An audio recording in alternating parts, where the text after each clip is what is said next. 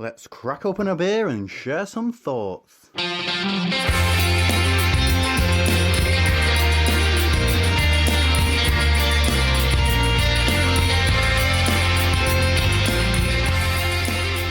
Welcome to Hopinions, and in this special show, we're thrilled to be talking to Jamil Zainasheff. For those of you who don't know Jamil, he's a world-renowned homebrewer, an author, a broadcaster, and now the founder and owner of Heretic Brewing and Distillery in Fairfield, California. So it's time to grab a beer, sit back, and enjoy.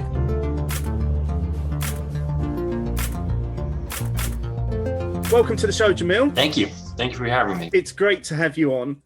Really looking forward to chatting to you and also to trying the beers. Now, we do have the first beer already in the glass, and it would only be polite of us to allow you to tell us what we're going to be drinking first. So the beer in the glass currently is our robust porter called Shallow Grave. This is, an American version of, British porter. And it is 7% ABV, lots of dark chocolate and roasty, rich notes. Not burnt, not acrid, but more chocolate with a hint of roast behind that as well. Kind of balances out some of the full body of this. It's full body, but finishes fairly dry, starts rich and creamy and finishes fairly dry. This is a beer that we have been making a long time. When we started in 2011, this was first brewed in 2011. So about 10 years we've been brewing this. And it's won medals at the Great American Beer Festival and the World Beer Cup. Locally, it's gotten some best of show medals. We don't really enter a lot of competitions, but every once in a while we will. And this one's done quite well. I have to confess, the more you spoke about it, Jamil, I just had to dive in. Normally, I'd be polite enough to say cheers to Steve or to you. And I thought, no, that description is just drawing me in. And I've had a bit of a swig of it. And I haven't really got much to add. I mean, that bit where you said it starts off with a bit of a creamy feel to it, finishing with a little bit of hint of dryness. It's spot on there with the two things. What I definitely got from it straight away. It's very easy. So it's very easy on the palate for 7%. That's one of the things I think we do well is alcohol. So one of the things I've focused on in brewing is being able to ferment things well so that you don't get these hot alcohols or harsh alcohols. And the advantage to it is when you make a bigger beer, it's very smooth. And a lot of people will drink this and they don't think it's 7%. They'll think, oh yeah, what's that? Maybe 5.5? No, that's 7. So you'll see in all of our beers, we tend to do that. We tend to try and go with a mellow, easy drinking kind of character. I think it's one that, as you say, Jamil, it would certainly creep up on you. It doesn't drink its ABV. It does feel very, very light. It's very, very smooth. And the thing that I love about it, it's got a real thick body and mouth feel to it. I think sometimes you can find with porters, they can tend to feel a little bit thin, but there's none of that going on with this. It's full bodied. It's hitting you in the chops with all of those flavors that you spoke about, and it does have this lovely kind of roasted dark chocolate bitterness on the finish as well. That just all comes together so well into what is a very, very drinkable beer. Thank you. One of the things that I kind of mastered early on was porters. When I started homebrewing, I enjoyed porters. I enjoyed making them. I enjoyed learning about the history of porters, and so I focused on trying to get a great porter down as part of my the brewing skills. And when we started Heretic Brewing, we weren't brewing a porter to start. And one of my friends, he came in, and one of my mentors, it was just like, you make a great porter. Why aren't you making a porter? Brew your porter. And I was like, well, I'm not sure how well it'll sell, how many, and we don't sell a lot of porter, but I think it's a great beer and I enjoy it. And, a lot of people that are into porters really, really enjoy it. So we still make it today. I don't care how much it sells. We just keep making it so I can have it. Well, I mean, isn't that the benefit of being the brewer, owner? Yes. Making the beer for yourself. And I'm sure the people, like you say, who do enjoy a good porter do really enjoy this one. So, I mean, me and Steve are both massive fans of porters. And actually, I just want to say what I agree with Steve there about the body. It hasn't, but it's not thick and viscous. It is just full. It lets you know that there's a beer in there, but someone hasn't tried to take too far with that viscosity, but also hasn't made it too light a body that it almost, it doesn't taste like it. It almost feels like you're drinking a soft drink. And it's tricky, if you're trying to get full body, a lot of times what that means in a lot of beers is a heavy residual sweetness or thickness in the finish and the aftertaste.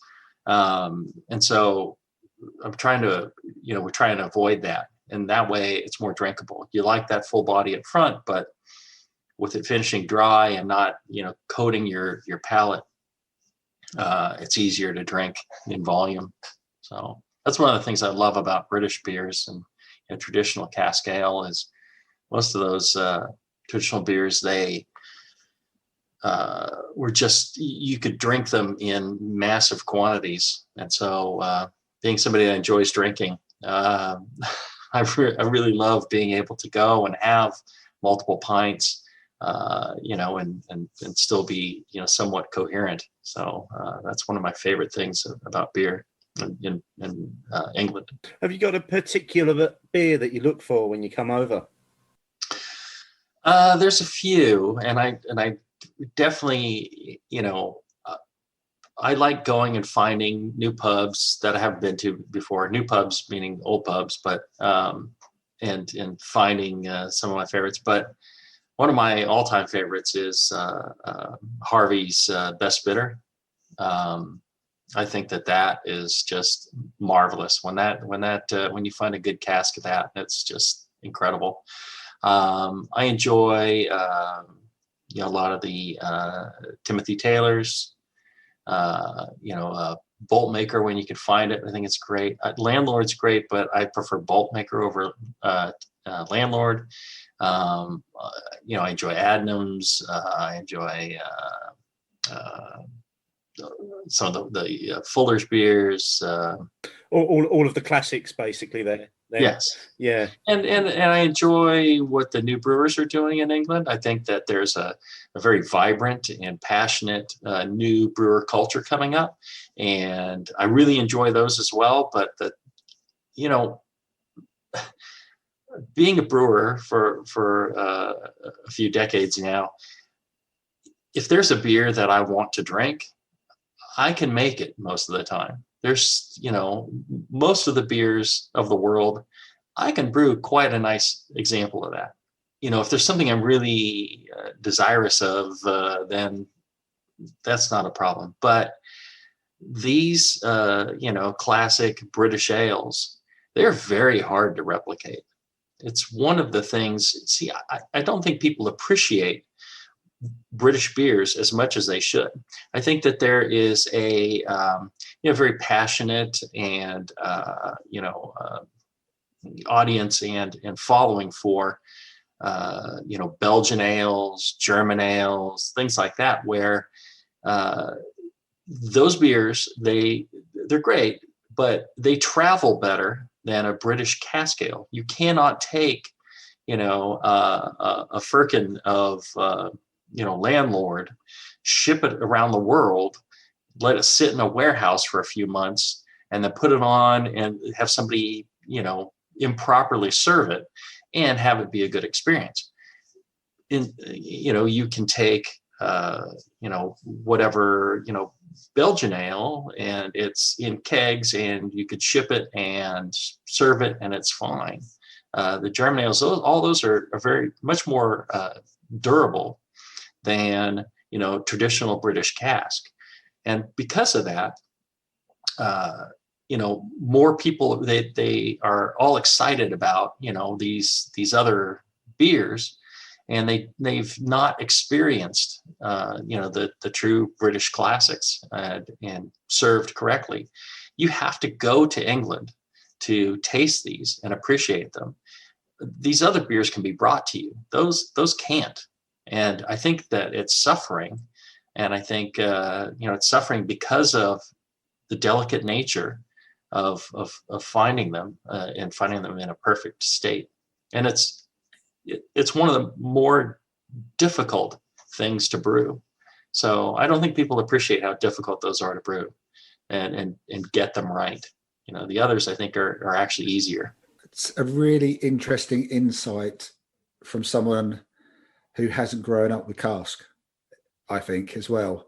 I mean, yeah, Steve's right. You named a number of classics, and there's some favourites in there. Me and Steve are big fans of, beers from Adnams and stuff, and it's not a million miles away from where we're both based in normal times. Right now, it might as well be a million miles away, as is that elusive pint of cask that you've just made me dream of as well, Jamil. But it's really interesting to hear that, the appreciation and love for cask that is out there outside of our shores. And I've heard it before, and so has Steve, and so have our listeners. I think a few of us have a bit of a feeling about perhaps the love for cask, given we've been stripped of it for probably half of the last 12 months, will hopefully be there, and that the family brewers, the new brewers, the independent pubs will be able to serve it, handle it, deliver it in the right way. So I know I'm speaking for Steve. My first pint at a pub, when that's allowed, won't be something that I could have had a fairly decent standard of at home. It's going to be a pint of cask. Right. Something you can get in a can or in a bottle. I mean, that's fine, but it's nothing like a great cask ale. In the proper condition. It's just magic. And there's a lot to be said for the ambiance, the environment of the pub as well. That adds to it. Even places with the sticky carpet is it's great. And in modern beers or modern brewers, I'd be remiss if I didn't mention some of my friends. Have you had a chance ever to have any Burning Soul beers? Yes. Out at Birmingham. Yeah. I thought that every beer that they brewed there was fantastic. I ended up doing a collaboration with them, and we did a giant Russian Imperial Stout, and then we were going to add marshmallow to it. Those guys, I was like, well, really marshmallow is a bunch of sugar, some gelatin, and vanilla. I said, we could add some bags of marshmallows, for social media photo shots. But, you could just add a little bit of vanilla extract to it, or some vanilla beans, and that's as good as adding, actual marshmallows. So you don't have to do that. But I get there and they're like, no. If we're saying there's marshmallow in it, we're going to add actual marshmallows. And the smallest amount we could get was 50 kilos of marshmallows. And it was a pallet of marshmallows to go into 600 liters, 200 liters, something like that. It was a small brew plant. And there's this mountain of marshmallows. And so, we brewed this, and pretty much the kettle had, a few inches of headspace left, and it was boiling. And so we started adding marshmallows, and we're adding bag after bag after bag after. I don't know if you realize marshmallows don't weigh very much. So to have 50 kilos of marshmallows, it is a huge mountain of marshmallows. And we're hours of adding bags of marshmallows into this thing. And it's filled the kettle to the absolute brim and is becoming this weird, viscous cauldron of boiling marshmallow. And it's kind of taking on its own texture and life of its own. And it's every once in a while it's boiling out over the top of the kettle and coating the sides and forming this crust. And but we actually melted all those marshmallows into that beer. And so I can tell you that is literally the maximum amount of marshmallow you can dissolve in boiling liquid is that. It wouldn't have taken a single marshmallow more. We just fit it all in there. But those guys are great. They're just wonderful people and wonderful brewers. And yeah, I ran into them. We had a pint night at, I'll probably get it wrong, Tilt, I think it is, in Birmingham. And I ran into them there, and they were like, we just opened, and we'd love it, if you stop by and tried our beers. And I'm thinking, I'm exhausted. I've been on the road. There's a pint night. I'm like, all right. But they seem like nice guys. So I stopped by and went through all their beers. I was just like, wow, these are all really well made. I was very impressed. Not that there aren't, a number of great brewers in Britain, but just the consistency and quality in all of those. I was very impressed. I bet you can't imagine when you first started your home brewing journey that you'd end up putting 50 kilos worth of marshmallows into a beer, though. How far back where does your beer journey start? It was probably 1999, and a friend of mine, our next door neighbor, Steve, he called to me one day and he says, Jamil, try this beer. And he hands me this beer over the fence. And I tried it and I was like, wow, that's fantastic. This is like no other beer I've ever had before. I'm like, Steve, what is this? Where do I buy it? Tell me what, who makes it? He's like, well, you can't buy it. I made it myself. I was blown away. I was like, you made it yourself?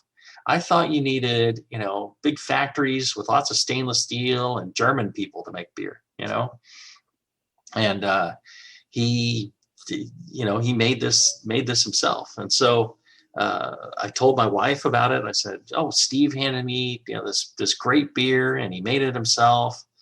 And so my wife, she got me a Mr. Beer kit for Christmas, which is one of those little tiny plastic barrels and cans of extract.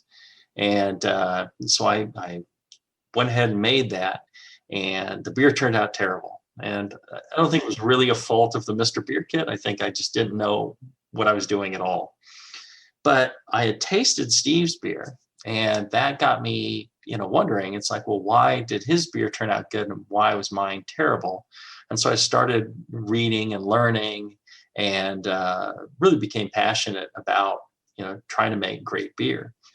And I went from there, reading all these books, and I tried, taking my beers down to a local homebrew shop and, asking them what their opinion was. Because at one point, I felt my beers were turning out really good, but, when you have your friend come over and drink your beer, they say, yeah, it's great. Or they tell you, people tell you it's terrible, or they tell you it's great, but you're not sure if they're being totally honest with you, because you don't want to hurt your friend's feelings. So yeah, oh, that's great. That's great. Yeah, your baby is very pretty. You're, all these things. So, the homebrew shop, they were like, well, they were saying, well, if you think it's good, you ought to send it into, a competition, and they will judge it, blind for you, and you'll get feedback. And, if it's good, you'll find out. And so the only competition I could find that was going on at the time was the Maltose Falcons Mayfair. And it's a long historic club that must be 40 years they've been going now, something like that. And they ran this really great competition. I sent the beer in. It was actually a chocolate hazelnut porter. And lo and behold, I got third place. And what was more important, I got score sheets back that had a wealth of detailed information as to what they perceived.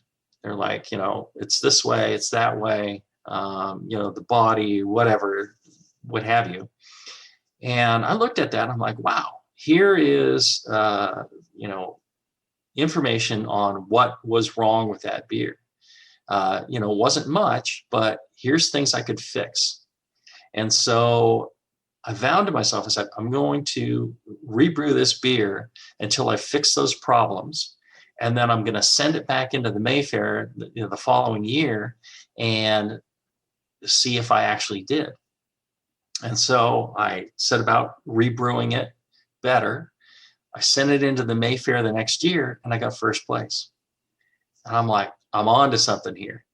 What you do is, brew your beers the best that you can, then send them into competition, get that feedback, and then learn from it, change things, adjust your process, then, see how you're going. And so that began my journey of brewing every style in the BJCP style guide and trying to brew them to a level where I would get first place in a respected competition.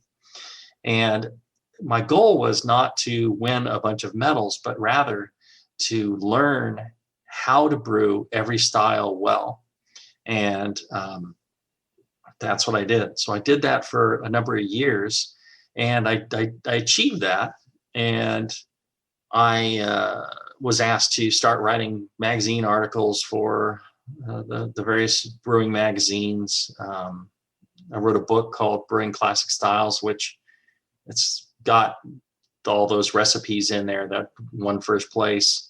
I started doing podcasting for the Brewing Network, and I've been doing shows for them since 2006, 2005, something like that.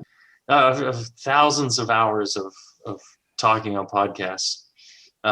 So I could never run for political office because they could just pull up all the horrible things I've said. Well, it is a beer show with lots of drinking. So I've said a few things that probably, and they'd be out of context. If somebody took it out of context, it could be a problem. So I did that, and I really enjoyed that.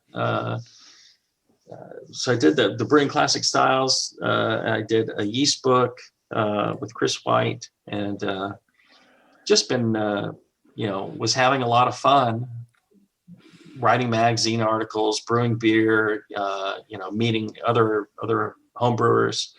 It was really, a magical time for me. I was also working at Adobe, a software company here in the U.S.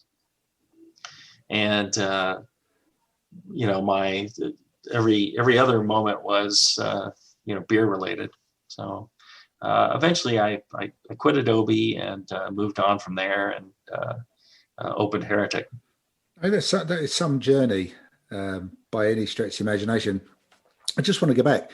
So the BJCP styles, and I know obviously it's been updated probably since you were doing your homebrewing, but how many would that have been? It's over 80 at the time. It was 80, 84 or something like that. And you wanted to sort of almost like complete the set then? Yes. I'm a little OCD. I just, and also I felt it would be quite an education because the beers in there a lot of them are quite different from each other and require different brewing processes and different skills, different ingredients. And so it became this tremendous education as to brewing ingredients, how they worked, what effect they had, the different yeasts, the different fermentation profiles, the different, ways of mashing, just so many different things that I had to learn in order to, produce a beer of that quality. So, the education was huge. That's what's allowed me, I think, to do, other things brewing wise, that knowledge I gained through doing that. And, it never was a chore. It was a joy to work on all those things. That was my hobby. That was my fun. That was every time I brewed, I felt like I was on vacation. Is there one in there that stands out either for a very, very good reason or a very, very bad reason? It would probably be, the light lagers, like an American light lager. That's probably the ones that I enjoy the least. But you can appreciate the skill it takes, and you start to learn the nuances, the flavor nuances of those different beers. They say, people can't tell the difference between, a Miller, a Coors, and a Budweiser. But once you learn the subtleties of brewing those, it becomes fairly easy to pick those out. They say people can't tell the difference between Guinness, Beamish, and Murphy's.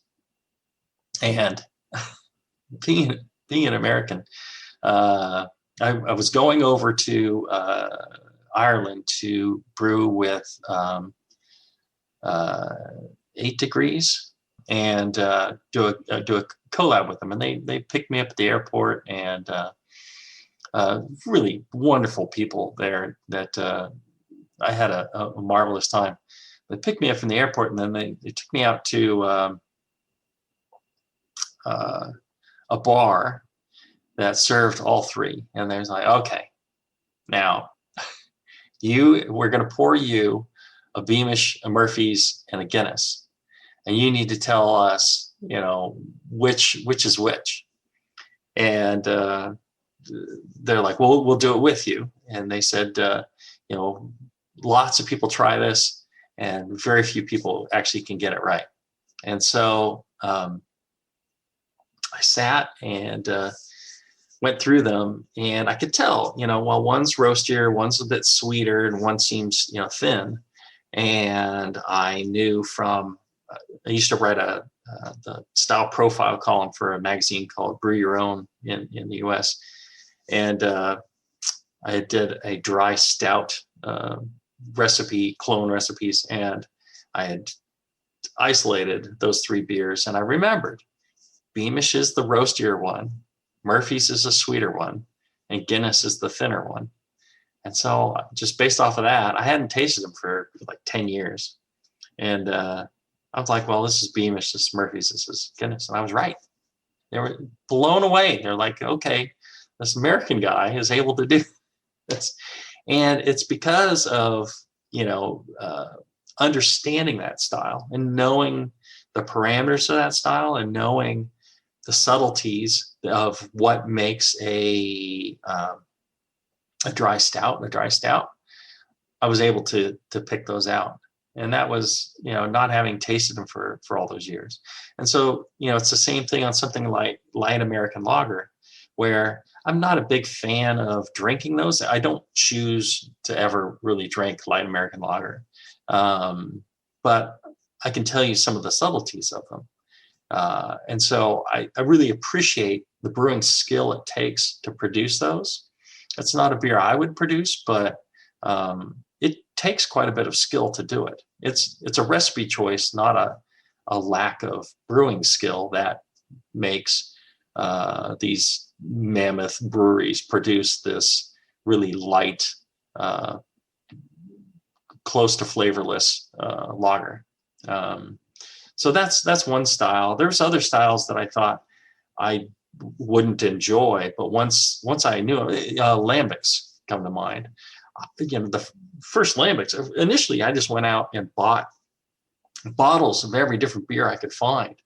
And when you do that and you don't really understand what the beer is supposed to be, you drink a lambic and you're like, oh my God, something's wrong with this beer.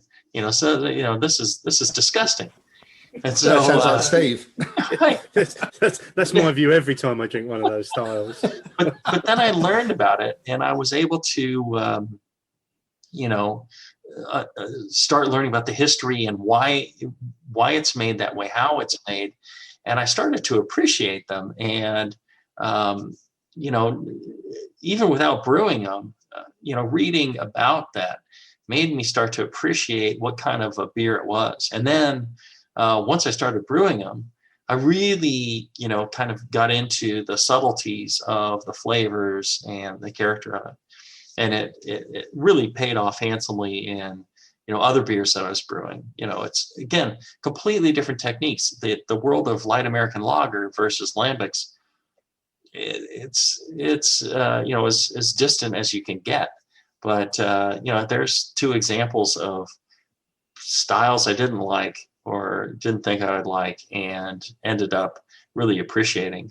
I may not drink a lot of either in a general day, but I really do appreciate them now. So I appreciate all the styles in the style guide. You've obviously got a huge knowledge of everything as well in terms of all of those styles that you've been through and understanding them and researching them and then brewing them. So we have a fair few homebrewers listen to the show. What would be the one piece of advice that you would give to either someone just coming into homebrew or somebody that's been homebrewing for a while and looking to develop their skills? What's the advice that you give to homebrewers? Well, keep brewing. The more you brew, the better you'll get at it. So don't stop brewing. If you can, brew regularly. Don't brew once and then wait 6 months and brew again. Try and brew, if you can, every week. If you could, every day. One of the reasons, professional brewers get better is that a lot of them, they're brewing every day and they're brewing the same beer, every couple of weeks. And you start to kind of master your craft that way.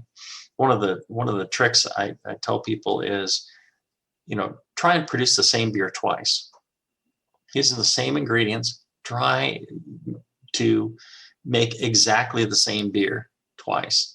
And if you can't pick out in a triangle test, if people can't pick out in a triangle test where you pour 2 of one beer, 1 of another beer, and then, it's blindly given to somebody, if they cannot pick out the beer that's different, then you've brewed the same beer twice. And so it takes a tremendous amount of skill to do that.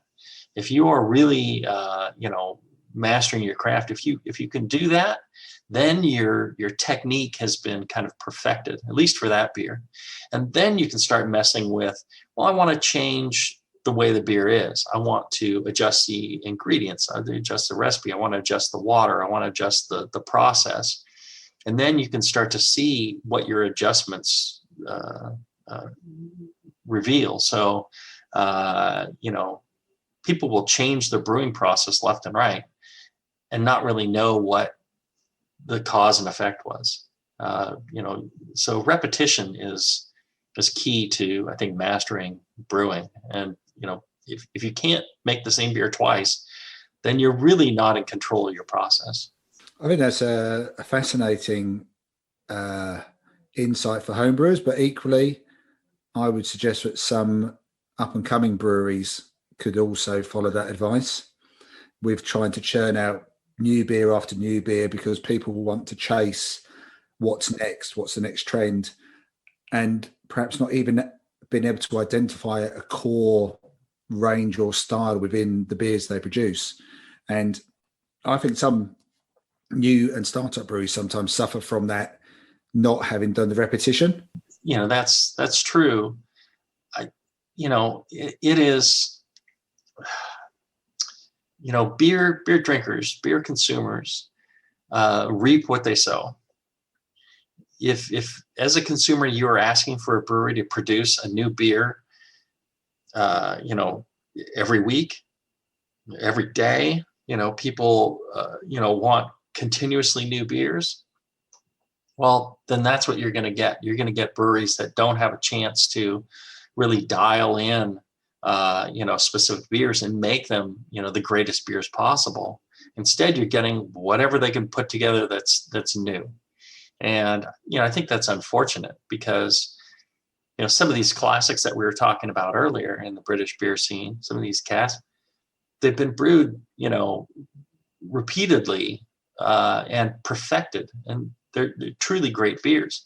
If they had to make a new beer every week, it wouldn't be so good. And that's part of the problem. So, the consumer should get whatever the consumer wants, but they also need to understand that, I have a friend, Travis, who I love dearly, but he's what you would call a ticker.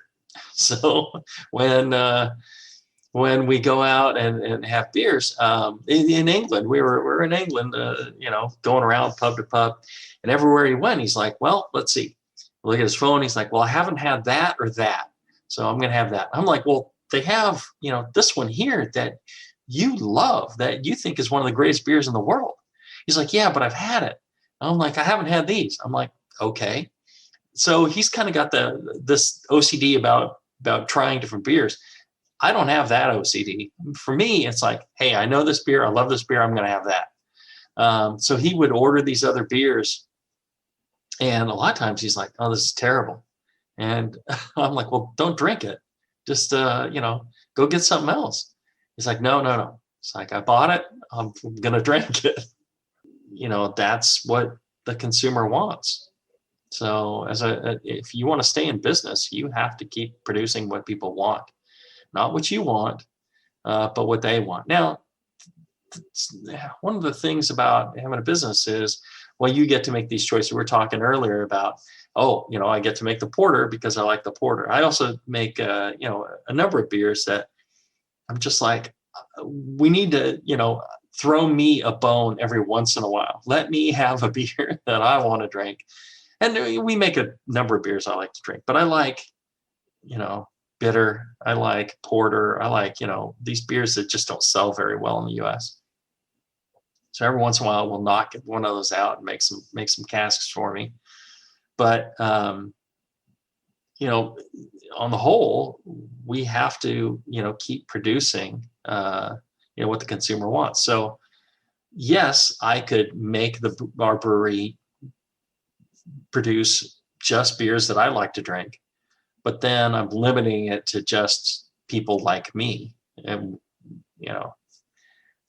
probably not a whole lot of people like me. You've got to appeal to everyone, haven't you? That's the thing. Yeah. And not even everyone, but enough of the population that you can sell enough beer to stay in business. Because if you don't, then, the whole thing was kind of pointless. They're asking for, a continuous supply of new beers. We get people in, we've got 20 some odd beers on tap that we brew.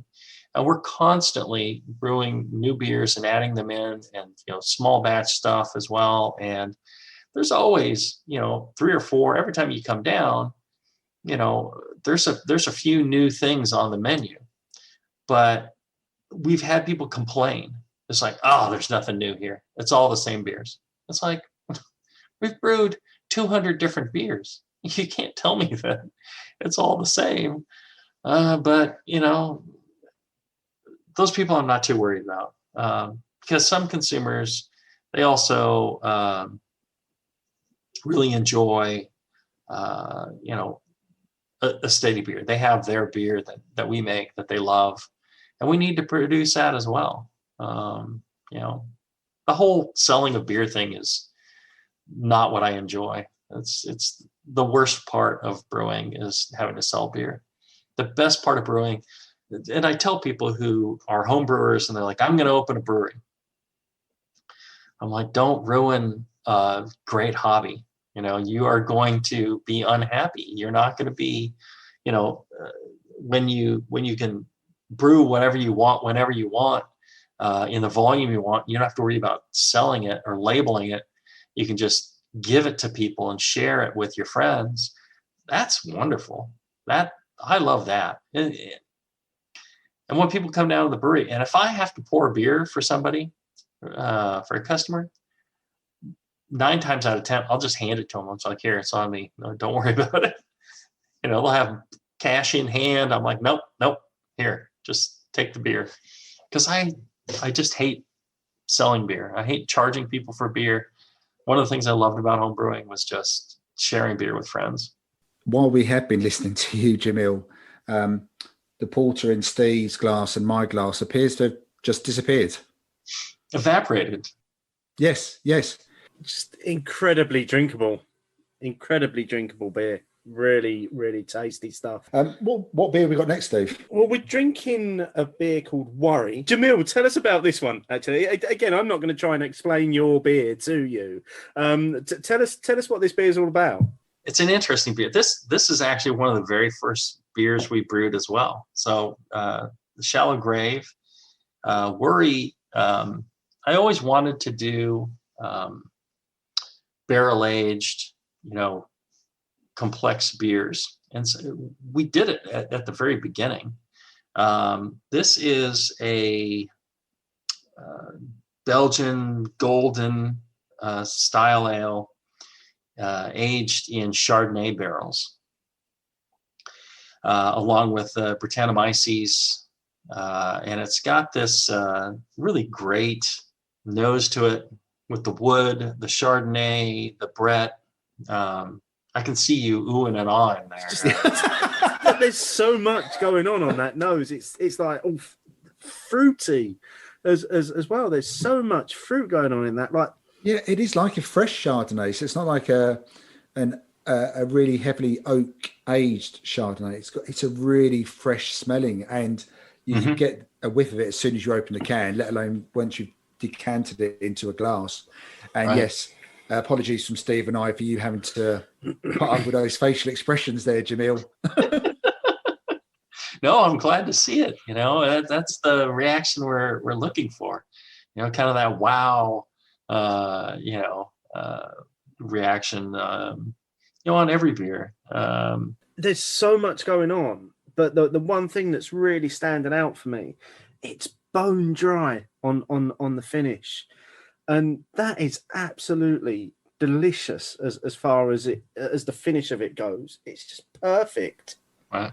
There's a bit of sweetness up front, coming from the alcohols. It is 10+%. We brew this. We brew a Belgian Golden, and then we put it in these fresh Chardonnay barrels. We get them from Gurgich Hills. So I don't know if you know wine, but Gurgich Hills was the Napa Valley winery that was kind of made famous by, they sent their Chardonnay into a French Chardonnay competition, wine competition, back in the 70s, I think, something like that. And they won the whole thing. And people were blown away that, this American winery in Napa Valley could, win in France in a Chardonnay competition. But they did, and it kind of put Napa on the map. Well, they're not very far from us. We're adjacent to Napa. So I made friends with the winemaker there, and I was able to get some Chardonnay barrels from them. And we've tried other Chardonnay barrels that we could get cheaper or easier, but the flavor and complexity just isn't there. The ones from Gurgich Hills, it's key to making this beer. So we'll brew the beer, we'll add it to these Chardonnay barrels, and then we'll add Brettanomyces to keep it. You see the color is still quite clear and golden. So we've aged this in barrels for 2 years, And if you don't add the Brett, the beer will be a horrible brown color from all the oxidation and staling. The oxygen gets through the wood and stales the beer. And you end up with this really flabby, uninteresting beer. But you can actually add the Brett back to the barrel after the fact, and it will return to a bright color. So that's why the Chardonnay seems so fresh, and why it finishes so dry, is because of that Brettanomyces action. The Brettanomyces yeast, it will take that micro oxygen that's coming in, or oxygen that's already gotten in and staled it, and it will utilize that. And it keeps essentially fermenting continuously, and that's why it tastes fresh, because of the Brettanomyces. Because I was expecting, having just read briefly about the beer, but I was going to get some of those, like the barrel aged notes, as in like some of the wood character coming through. And I have to admit, I'm not really getting any wood character. I am just getting fresh, almost grape fruit-like character from it, and then that lovely flavour going all the way through. And then, as Steve said, that sort of bone dry finish. I get quite a bit of oak personally. Yeah, I'm not getting that. What about you, Steve? There's a hint in there. It's very, very subtle for me.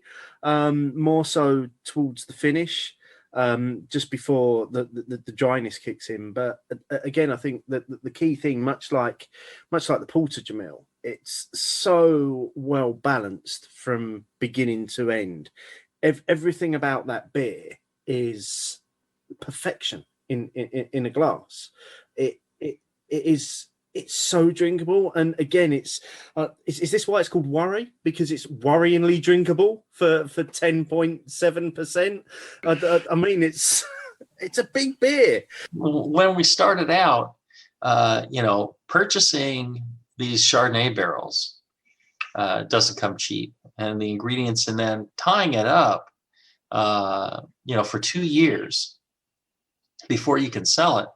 When you're a small brewery, that is quite worrying as to, the financial risk on this. If the beer doesn't turn out, and there are barrels that do not work out that we end up having to dump. So, only a percentage of the barrels actually make it through and into the finished product. So because of that, I was quite worried about whether or not I was risking our entire future, because we did this. This was, I think our second or third beer that we brewed when we first started, and to brew it and then put it in barrels and let it sit there for 2 years was crazy. We had another beer called Miscreant. It takes 4 years to make. I haven't been able to make it again. We've only made it once, but 4 years on a beer. This is one of the things about some of these lambics. They'll 1, 2, and 3 year aging, and they'll blend. We do that too, but you got to appreciate how extreme that is when you're starting up. To have to wait 4 years for a beer to be done. It must have been quite a jump to have gone from homebrewing to starting a brewery and running commercial batches of beers that you had only previously brewed as homebrews. It was. The interesting part is, homebrewing, people make a big deal about commercial brewing and respect that, and a lot of people denigrate homebrewing as if homebrewing is somehow just a bunch of slobs that want to get drunk.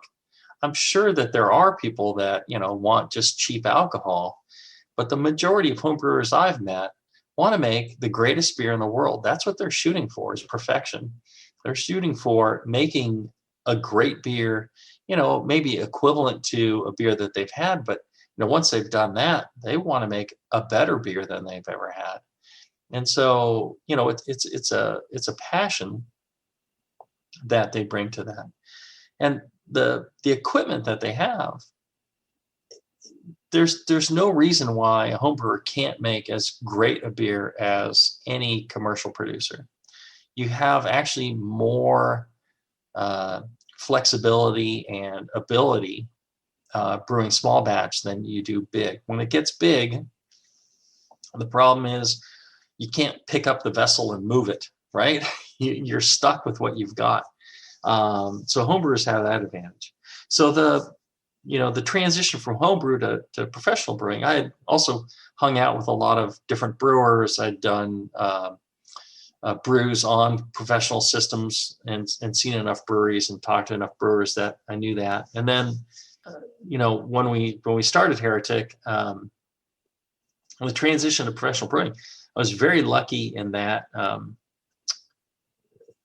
still as a home brewer, I was with my friend Peter Simons from Australia. We were on a road trip from California through to Minnesota for the Homebrewers Conference. And we went through Denver, or went through Colorado.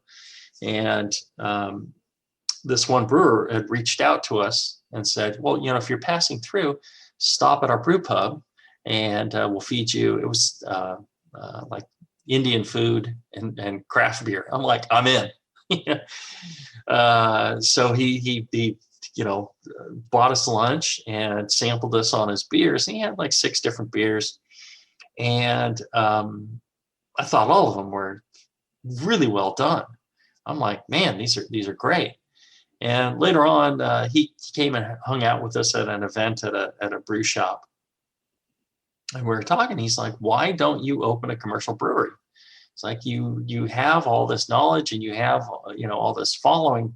You should open a brewery. I said, I'm just not interested. It'd be a ton of work and I'd ruin the hobby that I love by making it a job.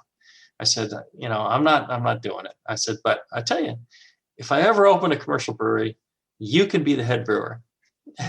He's like, great. And so I had zero intention of ever opening a brewery because I knew how much work it would be. Later on, it was only maybe a couple of months later, my wife was pushing me to get off the couch and do something. I had quit my software job at Adobe to write the yeast book that I wrote with Chris White. And so I spent like a year doing that. And she's like, okay, what are you going to do next? I said, well, I'm going to write more books. I'm going to do more, appearances at homebrew shops and conferences. And that's what I'm going to do. And she's like, that's not a job. You need a real job. And my wife is very wise. I've learned this over the years. And I'm like, well, I'm not going to get another software job. I'm done with that. I can't do that anymore. I said, I can open a brewery. And every time I had mentioned that before, she was just like, no, you're not going to open a brewery. You've got a great job. You're not going to do that. And this time she's like, well, yeah, go ahead and open a brewery then. And so I opened a brewery. It's how we got started, really. Tell us about the name as well. How did you come up with Heretic Brewing? Yeah, so I've always loved names that are, simple, one word. I like, Stone, I think is a great, brewery name. Anchor is a great brewery name. I like those Firestone. I like, one word brewery names. When you're talking with beer people, you say Stone, and you say Lagunitas, and you say, people, oh, yeah, I know what you're talking about. And I like words with, some weight to them, some heft to them, being kind of a word guy. And so I had some names in mind, and all of them were taken. I'm like, that's already like a beer. That's already like a brewery. That's already like, oh my God. And this was in the earlier days. This is, before the real boom in breweries happened. I'm like, it's impossible to find a name for a brewery. And so I remember I was up, it was like 2 a.m. I'm clicking through the Google synonym finder. And I, for whatever word I had, I was clicking on synonyms of that. And I was getting further and further from my original name. And every time I found something that I thought sounded good, I Google it, and sure enough, there was a brewery already. There was a beer already. I'm like, man. So I kept clicking through, and eventually I landed on Heretic, and it turned out nobody had taken it. I'm like, wow, that's actually, I understand people would think maybe it's, a lot to do with religion, so maybe that's a bad thing, and maybe that's why people avoided it. But for me, a heretic, and if you really look into what a heretic is just somebody who doesn't follow along with the majority opinion. Galileo was a heretic, not because he was against the church, but because he figured out how that the earth wasn't the center of the universe, that the sun was, and the planets were moving around the sun. He figured that out, and for that he was branded a heretic. He wasn't anti-church. He was just figured out something scientifically. So, it's the same thing in the beer world, where 10% of people drink something other than mass market light lager. So mass market light lager, according to everybody around us, is the world of beer. That's what you should be drinking. That is the great beer of the world, right? But, by deciding to drink something else, to drink craft beer, to drink, these traditional British cask ales, we're beer heretics, right? We're doing the opposite of what everybody else does. So, heresy to me is just doing something different than everybody else. It's not a religious thing, but beer is a bit of a religion for me. So. But you can name a brewery after yourself, right? So there's names, essentially, Firestone and some of these others. But I couldn't name anything Zainasheff Brewing because nobody would be able to pronounce it. Nobody would be able to spell it. They'd be like, what the hell is that? And we wouldn't sell any beer. When we started in a place called Pittsburgh, California. You may have heard of another Pittsburgh in Pennsylvania, the famous Pittsburgh. But, if I named it Pittsburgh Brewing, then nobody would know what that was either. So it really had to have a different name. And that's how it ended up as Heretic. And where's the brewery based? Fairfield, California, it's about an hour east of San Francisco. It's right next to Napa, California. It's maybe 20 minutes from downtown Napa. So we're just east of San Francisco, in between San Francisco and Sacramento. We're part of both Brewers Guilds, the East Bay Brewers Guild, the Sacramento Brewers Guild. And it's brewery and drinking space as well? Yes, we have a pretty good sized tap room. I think there's maybe 180 seats normally inside and another 80 outside. And then we have a distillery as well. The entire building is about 25,000 square feet. But bringing that back to the beer, it's, this 10% plus barrel-aged wine-inspired beer, again, it definitely has similarities with the porter in so much as it's very clean. It's actually quite light as well for a barrel-aged beer, I think. But all those flavors just carried on coming through in waves as you carry on drinking it. And none of that alcohol heartburn. There's no burn at all from it. Well, and, that's the way that a Belgian Golden should be. It shouldn't be heavy. It shouldn't be syrupy. It should be light, refreshing, and it's all about, a little bit of background malt, but, it's really more fermentation forward. And so it's that same thing, with the Chardonnay layered in there, the barrel layered in there, a little bit of Brettanomyces layered in there, and that's how it should be. If it came off, heavy or syrupy or something like that, then, it really wouldn't be a Belgian Golden. And it wouldn't have the balance.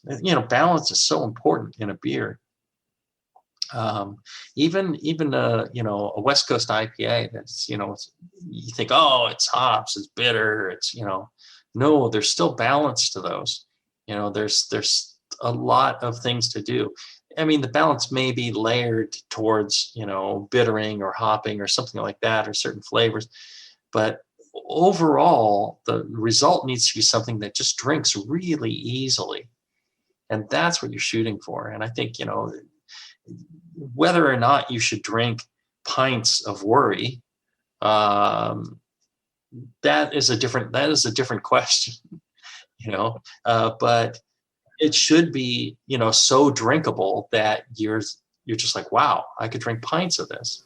I could happily drink another one of those right now. That's just so delicious. And it was almost like every time you went back to it, you were getting some slight variations in the flavors as well. So you pick up something new as it warms up. And yeah. And I'm quite sad that it's finished, actually, but not to the point where I'm that sad that I'm also very excited about the next beer that we're going to be drinking with you, because this is an absolute beast. Again, I'm not going to introduce your own beer to you, Jamil. So please tell us all about Evil 3. When people ask all the time, what beer are you most proud of? What beer are you, do you love? I mean, I love them all. Like I love my children. But Evil 3 is one that has a tremendous spot in my heart. It is a hoppy West Coast IPA that is deceptively dangerous in its the way it's fermented in the alcohol. 11.5%. It's just so easy drinking. This came about. I was always friends with Mike McDole, Mike Tasty McDole. He was a homebrewer, kind of a famous homebrewer, and a real character. And Mitch Steele, he was at the time the head brewer at Stone Brewing in Escondido.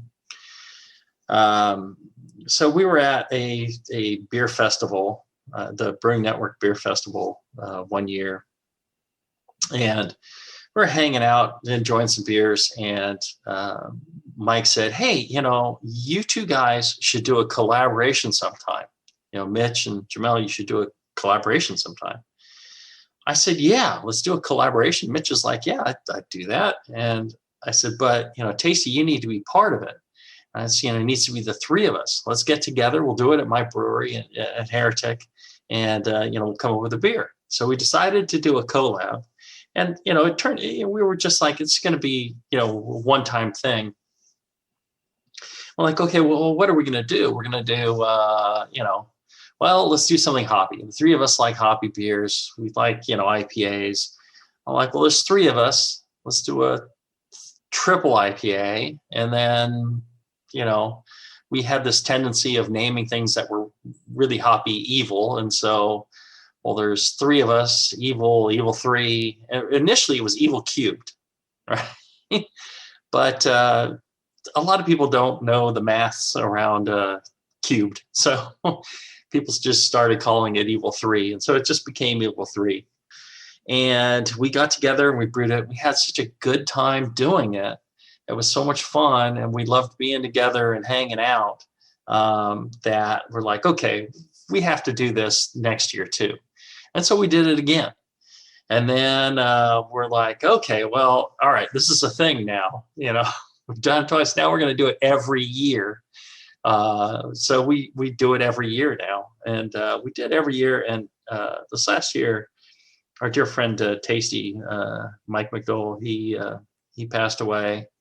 And so we lost him. And now his son is gonna step up and brew with us. Lee McDole is gonna be part of it. It's just one of those things that we really loved, the camaraderie and the joy of spending that time together and being connected. it's like family. It's like, even better than family. It's people that you love unconditionally. So we, the three of us, the planet that was, it had its own gravity and brought in other people, and people enjoyed just being part of the brewing. Before the pandemic, we would have Evil 3 Day, which is the release date for this. It's always the day before the American football Super Bowl was played, and we would have a line of people down the block. We actually fill growlers directly off the fermenter for people. It's just the most wonderful time, and we really loved kind of hanging out and doing that. So there's a lot in my heart for Evil 3. And then I think it's a great beer. I've got a number of drinking stories that go with Evil 3. Is there any you can remember, though, given it's 11% plus? Yes, a couple of them.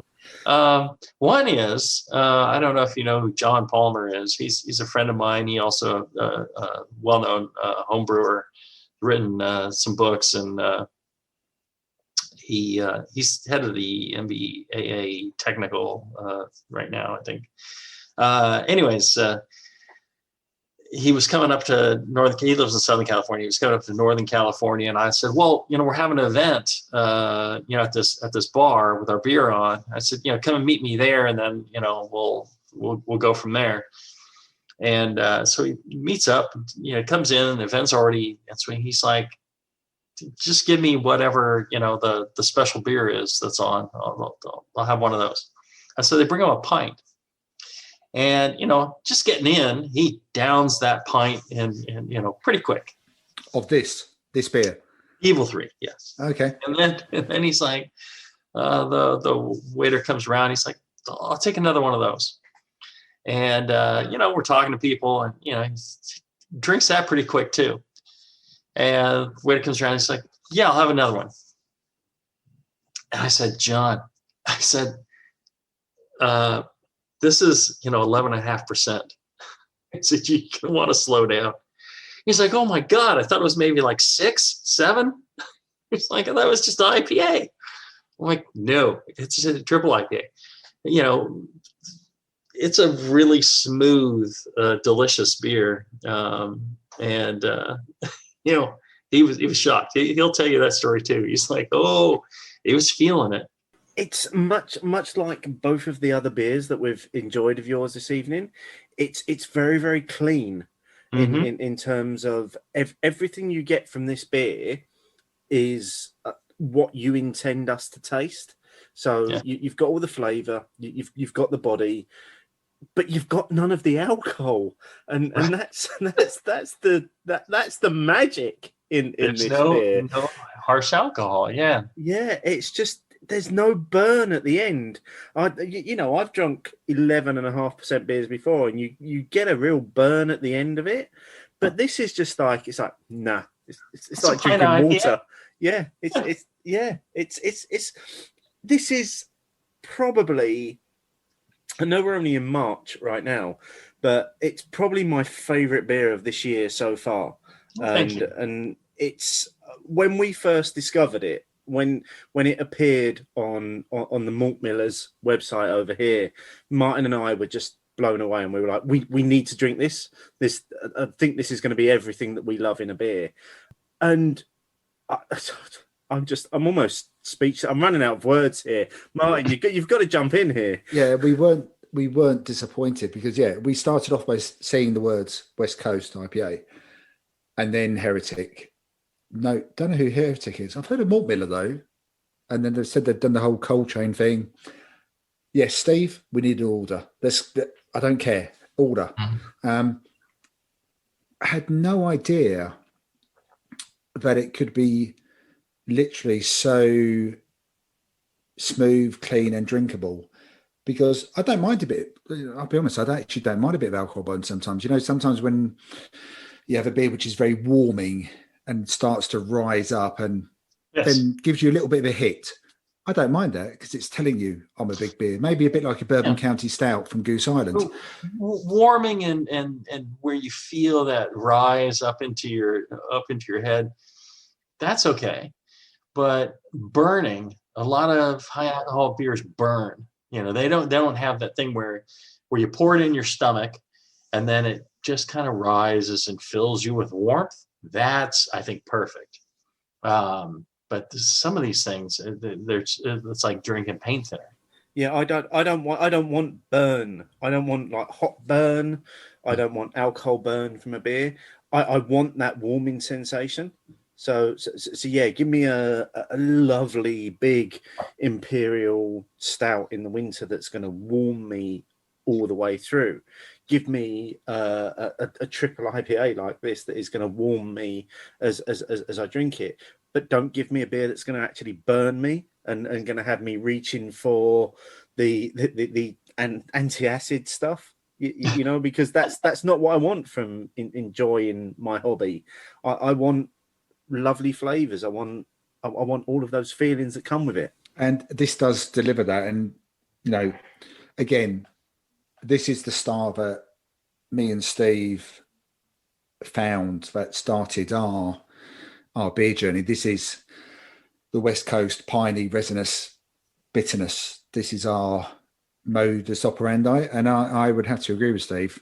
As a beer of the year contender, it's probably going to take quite a lot to beat this. So you might have ruined the rest of my year, Jamil. Well, I'll send you more next year. I normally don't do this, but I don't want to compare our beers to anyone else's beers directly. I mean, I do compare them, and I compare them, privately in my thought. And I want to be, brewing the greatest beer in the world. Not that we are, but that's always my goal. But I think that this is one of the greatest triple IPAs that's been brewed or is being brewed. I believe that, and I don't want to be, self-promoting and saying that somehow we're better than any other brewery, but I think people need to try this beer. I think people, we've been perfecting it over the years, and I think it's really stunningly good. I think it's brilliant that we can now get it in the UK. The Malt Miller's been great. It's been such a struggle. I love the UK. I've been there. I've spent at least a couple of months in the UK. There's so many cool things about it. If I could live somewhere else, that's where I would live.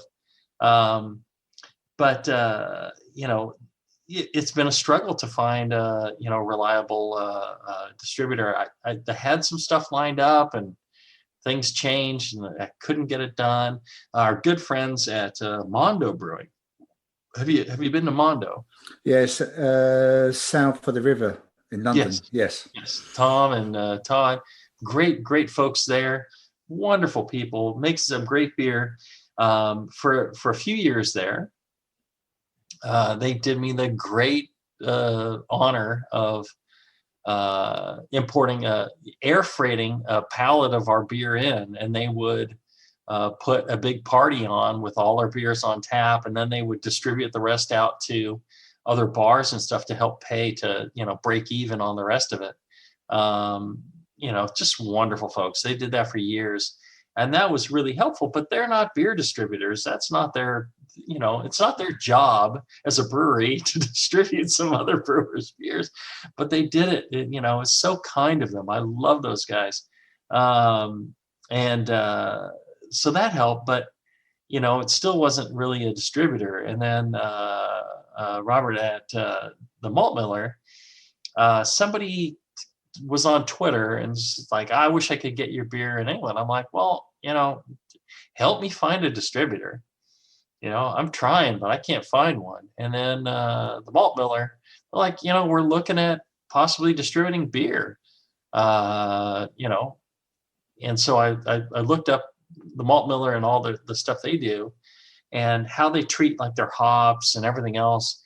it's really high end. I mean, they really do things right. You know, the cold chain all the way. They understand why it's important that, you know, something be treated properly. And I really appreciate that. So, you know, I'm all in on the Malt Miller. I think, you know, this is going to be a great partnership, and they respect what we're doing. We respect what they're doing. And so we're trying to get, one of the things that we do is, you know, people will say, it's like, you know, I'm in England and I got beer, you know, packaged 10 days ago. It's like, how is that possible? Well, what we try and do is, the further away a distributor is, we try to make sure to send them the freshest beer, right? So if it's local to us, it's okay for a beer to go out that's 2 weeks old or 3 weeks old. It's like 2-3 weeks old, that's fine. And it's cold stored at our place, and then it goes to the distributor, it goes to the shelves, and people are getting fresh, great beer. But when it takes 2 to 3 weeks for the beer to get somewhere, you need to send them, you know, beer that was packaged today or yesterday. And then they can have beer that's 2-3 weeks old that has, you know, been cold chained, and you get things as fresh as if it was in the tap room.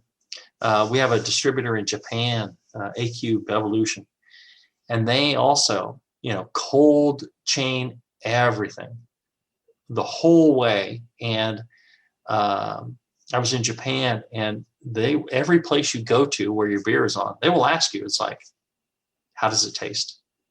Is that good? They're so worried that they have somehow, you know, not put on, you know, the perfect thing. And my beer tastes like, and I tell them, it's like, this tastes like it does in my tap room. You know, it's just amazing. That must be perfect when you hear that kind of comment from someone who says, from literally the other side of the world, that your beer tastes the same as it does in the tap room. That's what we want, you know. And so here's where we're, you know, a little bit of honesty here. Although I've been honest through this whole thing, I guess. The whole reason I want our beer in all these countries is because I like to travel and meet people and, you know, experience different things. You know, I love visiting other countries and seeing, you know, the rest of the world. People get too insular and, you know, they settle in, and, you know, I think the United States is amazing, filled with amazing people and capable of, you know, such great things. But you go to other countries and you learn that, you know, the people there are equally amazing and equally capable of amazing things. And you also learn there's a different way to do things that may be just as good or better than what you do. And so travel is one of the things that I think is one of the most enriching things you can do as a person, is to meet other people and appreciate what they do and respect what they do. And so you know, once Japan was actually the first foreign, you know, outside the US distributor we had, and they begged me for 2 years to sell a beer, and it's one of the best. And once I did that, I realized that my wife would be cool with me traveling to these countries to do some, you know, promotional work. It would be actual work for me to go and visit, you know, the UK, Sweden, Japan, Thailand, Singapore, all this stuff. So I've taken advantage of the fact that we can sell our beer, and whether it pencils out or not, my wife is okay with me traveling to all these countries and having this grand beer adventure, meeting beer people and trying different beers. I just love it. That's the best part of commercial brewing, is I get to pay for my world travels through the brewery. So there you go. As you've mentioned the P word, how has it been for, you know, you and Heretic through the last year of keeping the brewery going, tap room, getting your beers out there during the pandemic? Well, it's been difficult, but it's been difficult for everybody. So you can't be a whiner and complainer. You can't be whinging, right? you've got to you've got to just put one foot in front of the other and keep going. The hardest part has been on our employees. We have been able to retain, most of our employees. And it's, my goal was, don't let anybody go, keep going. It doesn't matter, what happens, but got to a point where, if your tap room's shut down, you can't keep employing the people that, work in the tap room. It's very difficult. And that's been the thing for me. I know it sounds weird, and it's not the thing that I really, say to all our employees, but I'm a dad. I've got two kids that mean the world to me. But, these 40 some odd people that work at the brewery, they're my children. They are very important to me. And the thing you do as a business owner is, you're either a benefit or you're a detriment to your community. And one of the ways that you're a benefit is you provide good jobs, and the services and the products that you supply to your community are at a fair price, and you don't do negative things to the environment. And there's a whole lot of things around that. And so I really take that to heart, and it's so important to me to provide a safe workplace that is, pays well, and, there's some joy to what you're doing. You should never work at a job that you don't enjoy, that you don't think is, something you should be doing. You should be, passionate about that. So that's been the hardest part of the pandemic is, I look at these people as my children, and I really want them to be happy and successful and, feel like what they do makes a difference. And that's difficult in the best of times, and it's doubly difficult in pandemic times. So I'm trying to do what I can to help them. I was going to say, it must be quite hard. I know you've obviously likened it to as a parent, and I'm sure lots of parents will empathise with what you're saying there. And even if you're not a direct employer, people who manage teams will also have the same feeling as well. So where does this, right, so let's assume, for the sake of argument, that we start to move forward.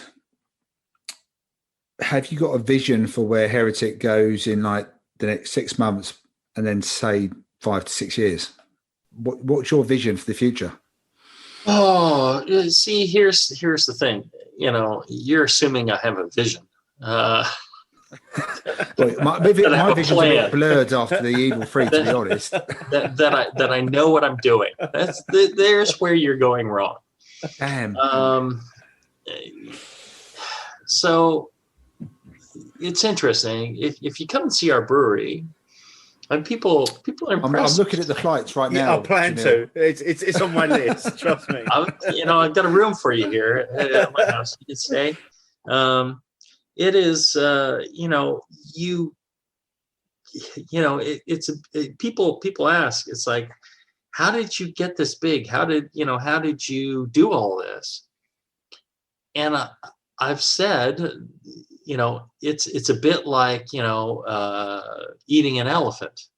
It's a bite at a time, and pretty soon, you're at the tail of the elephant, and you're done.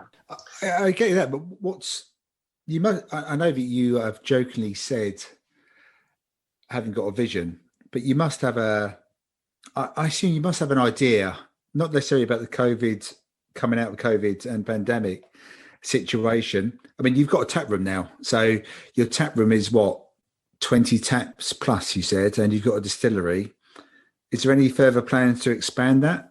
The building is, about 25,000 square feet. And we've,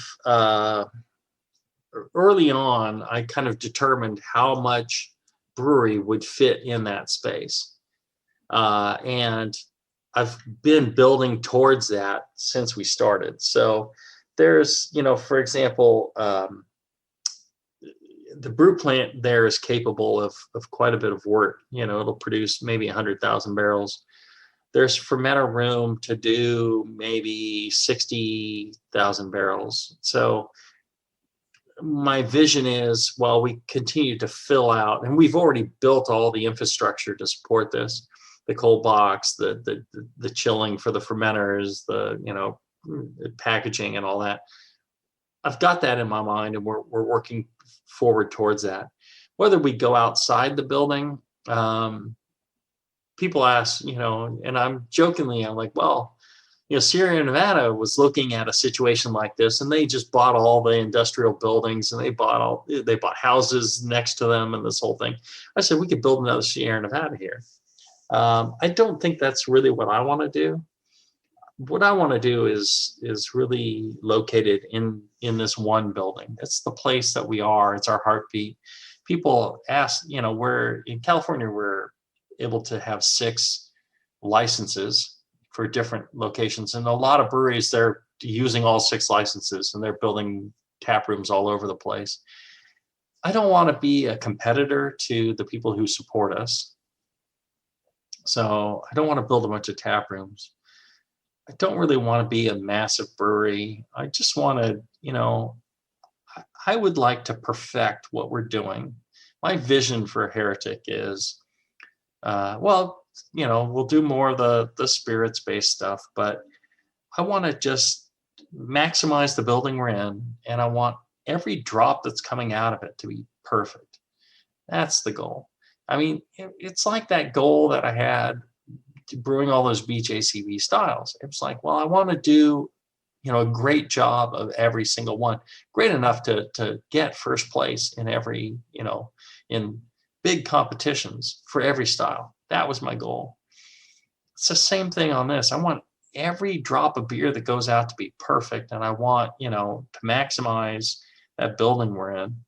And I think that's going to return the best, investment for our employees, for the people, our team, our family that's making this happen.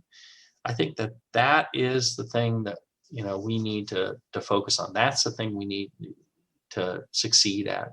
And if we do, it's going to be great jobs. It's going to be, the community, the city we're in, they already really love us because they've never had something like this. And, where people from around the world come and, visit us, including Steve, Martin, you guys are going to. Yeah. Absolutely. We've practically booked the flights already. Yeah. So, that focus, that I don't want to just build something and have something large and, bigger. Oh, mine's bigger than yours. I want to have something that I can point to and say, this is great.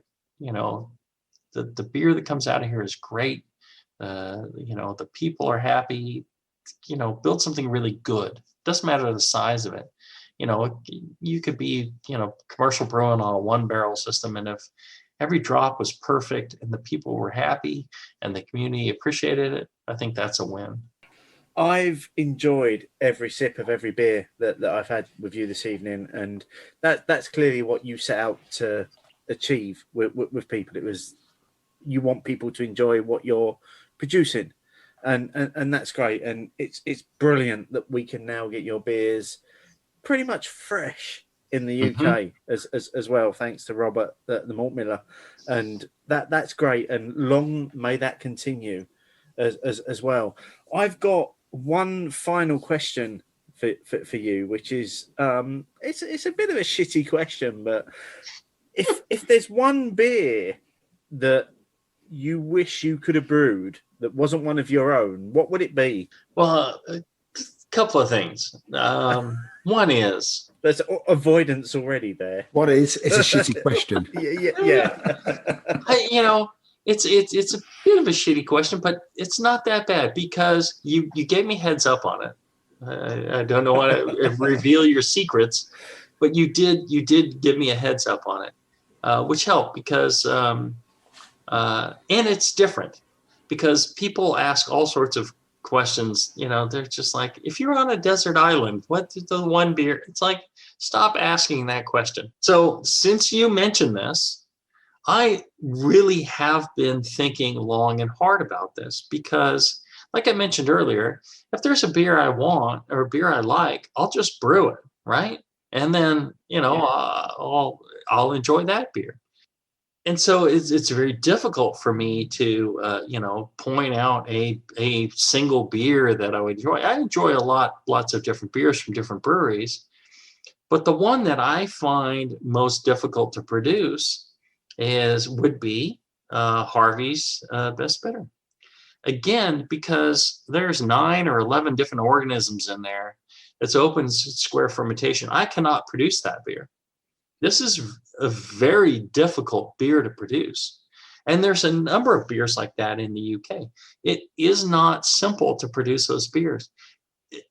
I'm able to produce beers that I think are on par with many of the beers of the world. But that I cannot replicate. That I cannot do. That's the beer that if I could produce something, I would do. We do make bitter, and I use the finest ingredients, and I use a lot of my expertise in fermentation to make a great bitter. And we have it on cask, and we serve it on traditional cask. Everything's prepared. There's no CO2 pressure on it. It's all breather, or not breather, but it's open through the spile. We do it all right, but it's still not comparable to those beers that I love in England. It's absolutely one of my favorites. So if I could produce that beer, that would be it. Well, there you have it. Is that a good answer? Yeah, that's. Did I get a good answer? No. Oh, that's a fantastic answer. Great answer. It's not a good answer. It's a fantastic answer. Of any beer in the world, that's the one that, if I could produce that I think, I don't think they sell that much. I don't think they have that big a range, but I don't care. My other answer would be, well, Bud Light or one of those things, so I could be, rich and, all right, give me the money. Jamil, thank you so much for joining us this evening. Thank you for talking us through 3 amazing beers. It's been an absolute honor to spend this time with you. Thank you so much. Thank you very much, Jamil. Thank you.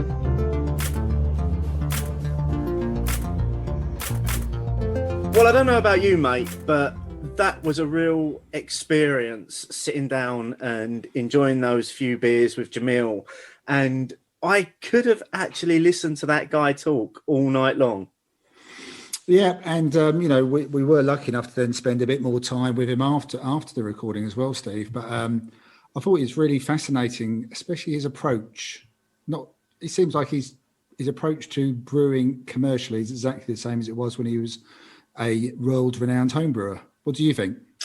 Yeah, it's kind of, it seems as though he puts a lot of time and effort into researching new brews, the ingredients, the processes that go into that, and spends an awful lot of time just thinking about it before actually taking it to the brew kit and doing it. There's a lot of thought process going into that, isn't there? Oh yeah, I mean, definitely. I mean, going back to his home brewing days, it sounds like once he got into it, he went down that home brewing rabbit hole with great abandon. I mean, 80 plus BJCP styles. I mean, that's just nuts, isn't it? Yeah, and he won a medal for all of them as well. I mean, that's not just that's not just obsession. I mean, because he did say in the chat that he's slightly OCD with these things, but that's also talent, isn't it? You've got to have a skill to be able to perfect a base recipe each time before then taking on the particular style, surely. Yeah, I would have thought so. And the fact that, I assume that most of these competitions, if not all, are some form of blind tasting as well. If he's won awards, I mean, for me, it doesn't matter whether the award comes from down the road at some sort of Shed Brewers Association or GABF. A group of people have got together to say, yeah, that beer is its best in its class on that particular day.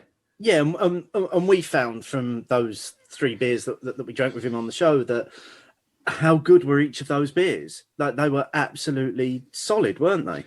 There was 2 or 3 things that I think were across all 3 beers. There was this incredible cleanness about the beer itself. They were the descriptors, the style, all sort of went together. But he had taken up a notch, even taken aside our absolute love of all things West Coast. I don't think anyone's surprised that we really enjoyed the triple IPA Evil Free. But I mean, the porter and the Belgian Golden Ale, which had been aged with Chardonnay barrels, both of them were still immensely drinkable. And so much so, you could easily have had a second one, even though I'm not sure that would necessarily be the intention for us as consumers. But as Jamil said, his aim is always for people to just enjoy drinking the beer. Yeah, 100%. And how great is it that we can now get his beers here in the UK, thanks to the Malt Miller, who's bringing them in exclusively to the UK, pretty much cold chained as well. I think at the moment they're flying pallets over, but they are bringing in a full cold chain solution in the next couple of months. So they are going to be shipped a lot quicker to the UK. They're going to be kept cold from beginning to end, and then I know the Malt Miller are going to do all they can to keep them cold at their end before they get shipped out to us as well. And I think that's just great that we're getting these tasty beers. And I think both you and I have admitted until maybe a few weeks back we maybe hadn't heard of Heretic, but I'm damn glad that we've heard of them now. I'm very glad. I think this is a really exciting diversification from the Malt Miller as well. That, and they did it with not a massive amount of fanfare, but once it gained traction on social media, there was quite a decent level of excitement. And I think that's when you and I started to find out a little bit more. Once we'd gone past the initial headline, triple IPA, West Coast, buy, must have, then we started to find out a bit more about Heretic, Jamil's background, pretty much legendary status within the homebrewing world. I think that's a word that you're not using lightly there. Yeah, absolutely. And it's been provided by the Malt Miller. And, if this is something that the Malt Miller are going to perhaps expand on in the future as well, it's another avenue for us as beer lovers and beer consumers to get some of these wonderful beers from the West Coast of America that we don't often get to see in a very fresh and stable state as well. We were really lucky to be gifted the beers that we featured on that show by Rob at the Malt Miller. So some massive thanks to Rob for that. And what we'll do is put a link in the show notes to where you can get your hands on the Heretic beers. And they are coming regularly now as well. And there's a lot of styles coming out. I think they've just added recently an Imperial Stout from, it was 2017 vintage that they've just added. They've got a Belgian strong ale on there as well, in addition to all these super fresh IPAs as well. Yeah, there's some decent selections of mixed cases, single cans. Are the bottles 500, around the 500 milliliter bottles? I think they're the American Bombers. Oh, okay. So there's slightly more. There is a range. It is a decent range, and that's expanded already in the 4 or 5 weeks since we saw Heretic first land on there. Yeah. But that was once again a great experience. Now we're been really lucky recently with some of the guests that we've had on. So massive thanks to Jamil for joining us. We really had a great time, and I don't know about you, mate, but I'm looking forward to drinking some more Heretic beers.